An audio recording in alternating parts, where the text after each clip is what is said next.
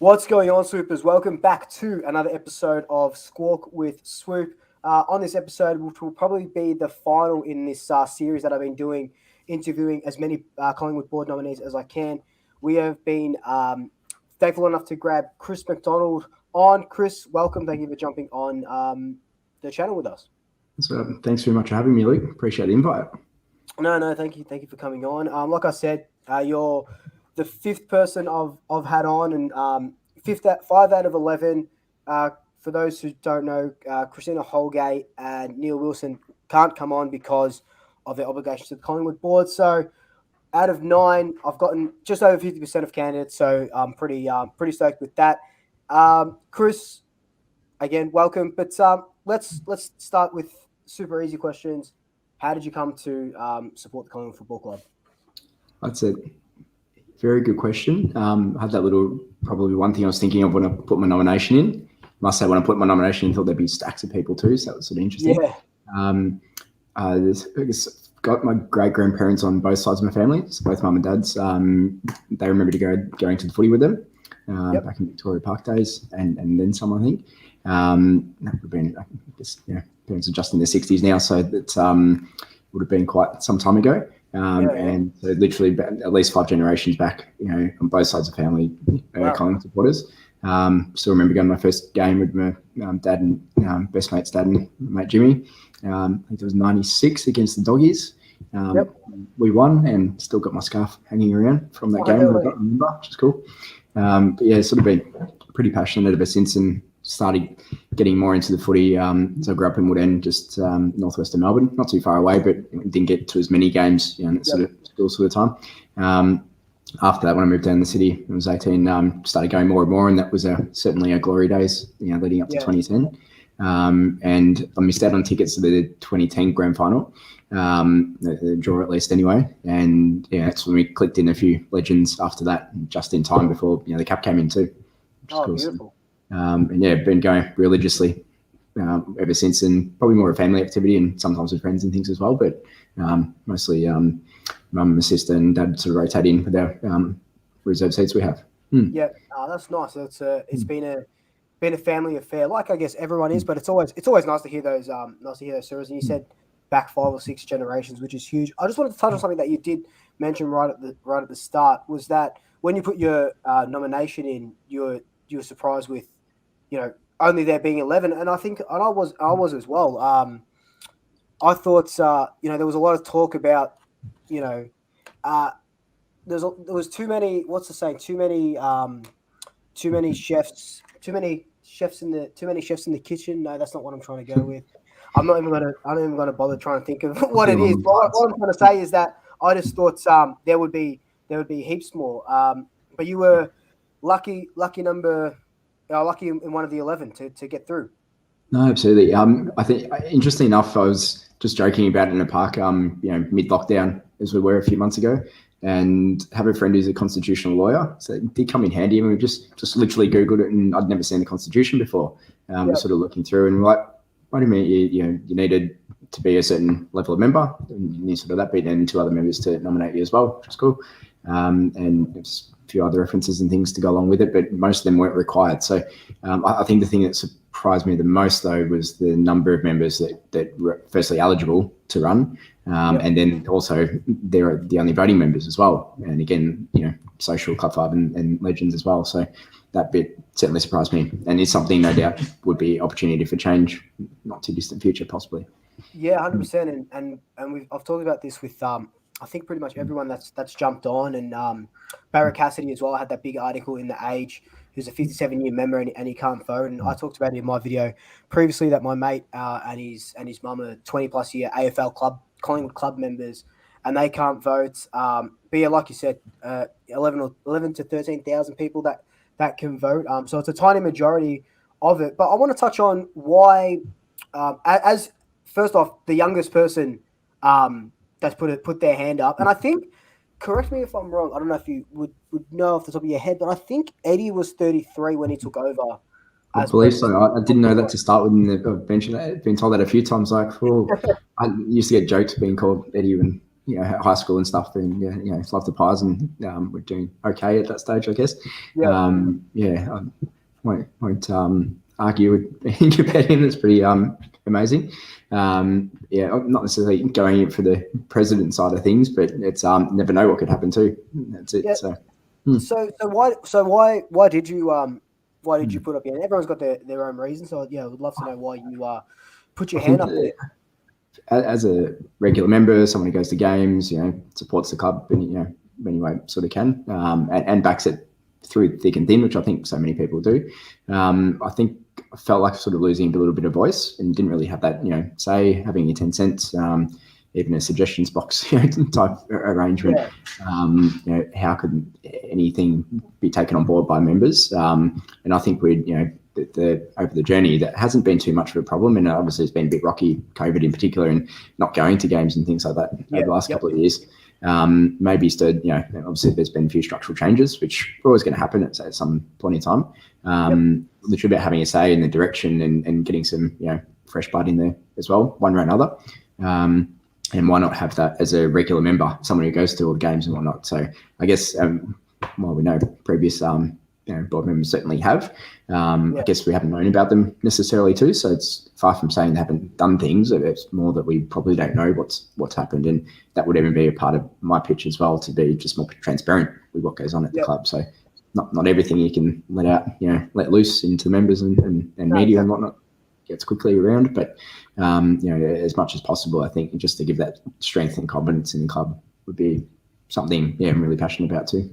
Yeah, that's good, and that's exactly it's exactly what we need, especially from a new board and going into this sort of new era. I've got a question here just right off the bat. Manny asks, what will you bring to the club? Now, I saw you've done a Bachelor of Business in Management and a Master of Business Admin with a couple of distinctions and stuff like that. So that's something that you will, if elected to the board, something that you will bring to the club. I think one of the things I sort of have learned through that process as well is mostly about the listening side of things to the equation. And again, from my thing would be listening to members. It might sound really simple, but I don't think it's something that's always done, that well in many organisations, let alone a large football club as well. So, and again, that's where the transparency sort of comes into play. So some of the things I think I can bring as well are probably a bit of realistic expectations, what simple people want. There's an article, the guy in Zero Hanger, Ed, sort of mentioned something about simple people. My friends are having a good laugh about that I share with them. It's pretty right. So, and I'm out, level 1 and sometimes level 2 for the games. We'd be happy to hear from people and have done over the last few weeks too. That's been really interesting. Anything from going into a bar with certain requirements, as a social club member, to one guy who's a 40-year member who has 20-year reserve seats that were stuffed around for the whole family as well. So it was what the feedback I was given. So things like that can mean quite a lot to some people and should be respected too. And then how do we go about it in that position to implement a fix or a solution for it too? So have you found that since putting your hand up, a lot of people have kind of come forward and offered, not advice, but like offered, or told you things and what they think they should change and seeking some sort of guidance? Has it been, I'd probably say getting an opinion on things rather than necessarily, but there's been a few things like seating and I think some of them you sort of look at as the individual problem and go, oh, it's actually quite simple. And then others might need a bit of a diving and probably the Do Better report's a good example of that. And there's more thoughts on that, for example. So, and I think the general consensus has been quite similar with people. Most of the thought processes have been there and probably been more on my bottom thought, which is I'm probably pleased with that, I'd say. It sort of, it hasn't been too many people reach out, but there's definitely been a good number, which has been pleasing. So, I want to touch on in your bio. It says you currently work at a within the automotive industry, and I don't work in the automotive industry. But a couple of years ago, I worked at a signage manufacturing factory, and we brought in Toyota's lean processing module the 5S's and stuff like that. And my boss is probably, if he's watching this now, he's probably so excited that I brought it up outside of work, that I've learned something. But you know, are there things like that in the automotive industry, like that, because I use that as an example because of the Toyota thing that we brought in, that you can kind of see may work in a footballing capacity? I had a similar question put by someone else, and it was sort of the quality control systems as well. I think it's within the sport and similar size. Sort of, I work for Hyundai. Area manager looks after sort of the dealers in the Vic and Taz, and sort of dealing with a lot of people in effectively an account management sort of position and logistics and facilitating everything that goes on behind the scenes. And in terms of, I was thinking about this question a couple of weeks ago, interesting enough. I'd probably say you could have more, say, a total quality management approach, which is probably a bit more of an old school sort of thing that focuses on continuous improvement. And that's what I guess it's probably more of a mindset and a value the club would have rather than necessarily a specific program. Although if you found it in a football department as such, that something like that could be implemented. I think it was the ISO 9000 was one of the ones someone else mentioned too. And I must say I don't have specialization or anything in that, but that's a very regimented, quality control system. If it was something that got into a sporting club, that would probably be quite amazing. So it could be one of the first in the world, to probably do that. But I think probably, on the other hand, would probably be a little bit overkill as well in terms of, a scientific approach for some things, which would probably be more fluid and natural, and people-based wouldn't necessarily fit in with that. So, yeah. No, that's fair. Happy to be proven wrong as well. Yeah, no, of course. Look, and also with the board nominees, so we know that there's the Jeff Barrett ticket, and everyone else is kind of running as an independent. And look, we'll address the kind of elephant in the room that some of these guys that you and girls that you're going up against are some heavy hitters. Say you do get onto the board, how would you? How do you feel like you'd kind of navigate your way through that? And as I assume you're running as an independent, you're not really on any sort of side. So no, absolutely. As I said, I think my voice is trying to be one of obviously myself, but also members as well, listening from the outside and inside out too. Sort of getting messages inside the club and into a highest possible position, which the board would be, and then to also navigate those ones out as well. I think I'd go in with the usual self in that sense. That definitely happy to put my hand up, be heard, put a foot forward, with different issues that you come to our plate, and then hopefully suggest some new things should that happen down the track as well. So as far as I would be concerned, I think every board member should have an equal voice in the club.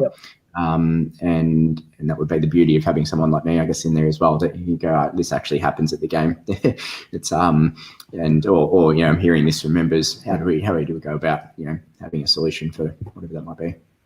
And do you think? Look, I know we talked about Eddie at the start and how he was also 33, and that's a couple decades ago now, and it's very, very different, the landscape of technology and football clubs and stuff like that. Do you think that being younger than all the nominees, do you think that works kind of to your advantage, because you kind of, and look, and the other guys, I know they're on social media and stuff like this, but do you think that kind of does work to your advantage? Like, you keep saying that you're listening to the members and level 1 and 2 and people coming up to talk to you and stuff like that. Like I said, do you think that works to your advantage a little bit? I think within reason. I think I was only one of two that put my number out on the little snippet that we had to put up, which I'm surprised with that as well. Again, everyone goes with the flow as to what they would like. I think definitely like to feel self-accessible. In terms of age, I don't think that's necessarily the only thing that people might resonate with. I think there's obviously different tips. I'd be one of the smallest players in the whole nominee side of things. And obviously everyone can be over the socials as well, but it just gives I think I'd like to see a good spread of ages on the board, that you get representation from different ages, and that's probably the biggest thing. I would say. Yeah, no, 100%. I got another question from Kev. So Kev Magpie says, if you get elected, what does success look like for you, either on the field or off the field? Obviously we fly on board. It's definitely a reset time for us, and I think honestly to see the change we had late in the end of last year, with a lot of the young guns getting on board and starting to take shape, it was really quite pleasing, I think, in the end. So we're definitely not starting, although we're in the lower down the ladder at the end of the year, we weren't far off, winning quite a few games. So that was definitely a positive I took out of last year. Some might say there wasn't many, but there's definitely one I can see a future, and a strong one at that as well. We win a premiership straight away? Not necessarily, but do you always aim for it? Of course. And that goes for AFL, the men's side in particular, but also AFLW, even the netball and all our teams too. So it's probably a longer term. I'd prefer a longer term plan for more success, and ongoing success and strong and solid success, rather than just winning one flag, although we might like it at the time, and then falling in a heap. So it's I think as being such a strong club, I think we need to value that as well and go about things the right way. No, definitely. And you mentioned the AFLW and the Super Netball, and and obviously the VFLW girls as well, and we love that. We love what we're doing in women's sport at the moment. And I don't know if you saw that. Well, firstly, Collingwood was one of the pioneers of the AFL women's sport, and we know Bulldogs and Melbourne did that too. But a report came out today saying that by 2030, the AFL want women to be the highest paid female athletes in Australia, in the domestic sporting landscape of Australia. The nominees, as a club, we're always, and you can correct me if I'm wrong. What I'm reading and what I'm seeing, it's very boys as the forefront, and I'm an AFLW member, a Super Netball member, and a boys Collingwood men's member as well. What do you think? And this is kind of maybe putting you on the spot a little bit. But what do you think we can do to kind of gel those two sort of sides? Because I know people that won't watch the women's, and I know people that won't watch the men's and watch the women's instead. Yeah, it's even different membership options, I think, are certainly an avenue. I think watching the women's game a few years ago, I sort of, compared with the men's, you sort of felt it was a little slow and whatnot. Then the next year, boom, it's absolutely different game, and they've been amazing. I've had a bit of experience with some of the Carlton team through working for Hyundai, of course. Just as the sponsor, it's been interesting to watch that club grow as well, in terms of, and particularly the women's team. And they've actually been probably the stronger part sometimes I've found than the men's side sometimes, when it comes to sponsorship connection and things like that, which has been great. I'm really happy and willing to do different things and get out there in the community, and that's probably another big piece of the puzzle too. So even something such as, I know we've got the separate memberships, and again, when we're in the higher tiers in particular, they get pretty expensive as we go along. But even having one that's a little bit more, that incorporates nearly everything, that could probably be done as well, or even a tick of the box to be a supporter. Little things like that, might get some more revenue streams going into those smaller sides of the club that we've got, components, just to give them a boost along. That's financially, but then also get people more gelled into getting to the games that they have as well. So no, 100%. That's a good idea, and that's one that I haven't even thought of. Like I said, I'm a member of 3 different organisations within Collingwood, and you can just imagine how confusing, filling out 3 different forms. I think I've got like 2 or 3 different membership IDs, one for the netball as well. So that's a really good idea, and I really like that. I think one thing we need to be proud of, as well, is just the female participation, firstly in AFL, but then also through our club as well. And that goes for the fans in particular too. It's compared to, you go to a rugby game, for example, and it's far from the same. It's very much a boys and men sport, and no one else is involved. It feels like sometimes, whereas that's one really strong thing we need to take credit for in the AFL, and hold that as well too. No, sorry, mate. You were just breaking up a little bit. I'm just trying to get the full thing what you're saying. But yeah, no, that's cool. You are. I think you're fine now. Oh, you're frozen. No, you're fine now. What are you? Just going away from the board a little bit. Let's get to know a little bit more about you and your expectations as a member. Say you weren't nominating for the board. What are your expectations for season 2022? I'd obviously love to see us in the top 8. That would be amazing. And tie up in the AFLW, which we were very, very close last year as well. As I said, I think the men's team is getting along, starting to show the signs really late in the year. So I just hope they recalibrate as a updated club with some of our new additions really quickly in the year and in the off season. And at least show some really strong merit. And I think the amount of games we lost within one kick last year probably alluded to that. It just didn't get the job done at the end of the day. So be just great to see that if we can pull off a premiership, it would be like a bit of a 2016 with the Doggies. But it's it would be amazing to see that straight out. So we've got to aim for that, don't we? No, well, you have to. If you don't have those, and I was criticised last year because I said would finish top 4 this year. You got to have that. You got to have that optimism. Otherwise, you don't really have nothing. You know what I mean? Like if you just say, "Oh yeah, we're aiming to not finish bottom 4," it's like that. That doesn't give supporters a lot of hope. Exactly right. We've always got to have that hope, and I think it's a big thing. Obviously, particularly long-serving Collingwood supporters. While we're totally different to say Melbourne or St Kilda or something like that. Yeah. We've seen how much they've embraced it, and those clubs haven't been to a premiership. Quite a few of them in their lifetime. So most of us have had the opportunity to at least be around for some, which is good. Yep.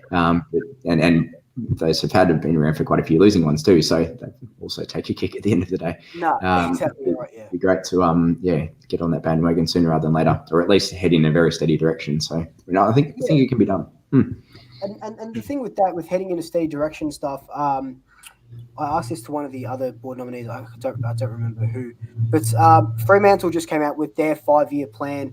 We know that Richmond about a decade ago came out with their sort of 10-year plan or whatever it may be that was kind of scoffed at, and now they got 3 premierships. Do you feel like Collingwood need a sort of plan, either tangible or intangible goals, say 100,000 members by this time, or we want the girls to win a premiership by this time? And do you think that is something that the fans are kind of crying out for, or something that we don't necessarily need?